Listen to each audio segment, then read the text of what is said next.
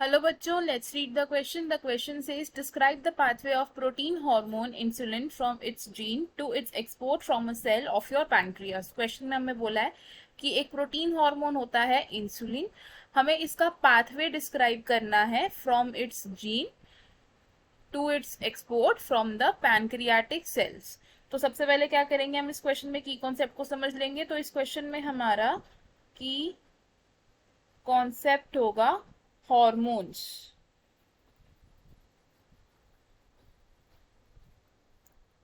Hormones क्या होते हैं? हॉर्मोन्स यानी कि वो केमिकल मैसेंजर्स जो हमारी बॉडी की फंक्शनिंग में हेल्प करते हैं. ये क्या होते हैं? Chemical messengers that help in proper functioning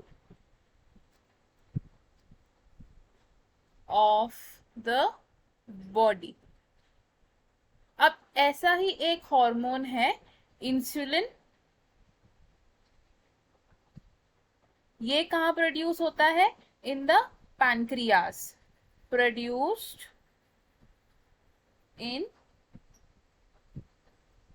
pancreas.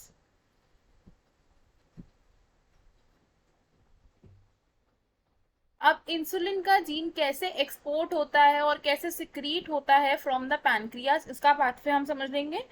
अब सबसे पहले क्या होता है कि जीन ऑफ इंसुलिन है हमारे पास. जो इंसुलिन का जीन है वो क्या करेगा? ट्रांसक्रिप्शन करेगा. और ट्रांसक्रिप्शन से क्या बनाएगा? एक मैसेंजर आरएनए. तो हम लिखेंगे मैसेंजर आरएनए, यानी कि mRNA is transcribed.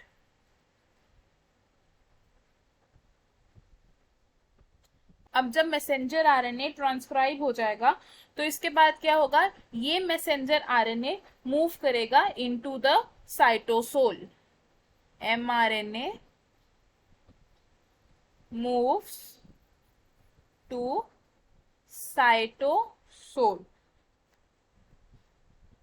जब ये एमआरएनए साइटोसोल के अंदर मूव करेगा तो वहां पर क्या होगा? ऑर्गेनल्स प्रेजेंट होंगे और ये एमआरएनए क्या करेगा?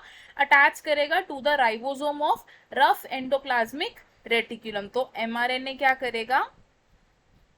Attaches to the ribosome of rough endoplasmic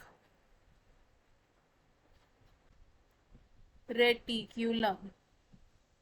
rough endoplasmic reticulum का एक फंक्शन क्या है कि वो प्रोटीन की सिंथेसिस करता है, यानी कि वो पॉलीपेप्टाइड्स को प्रोड्यूस करता है.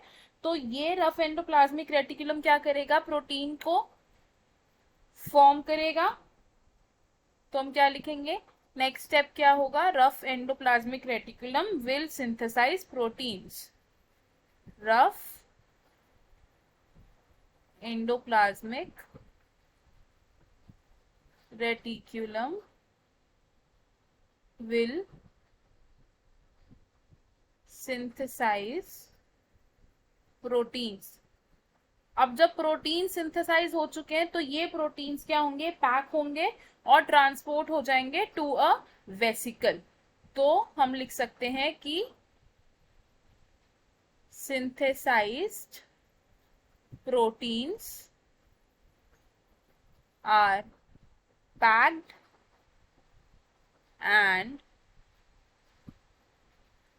and transported to a vesicle.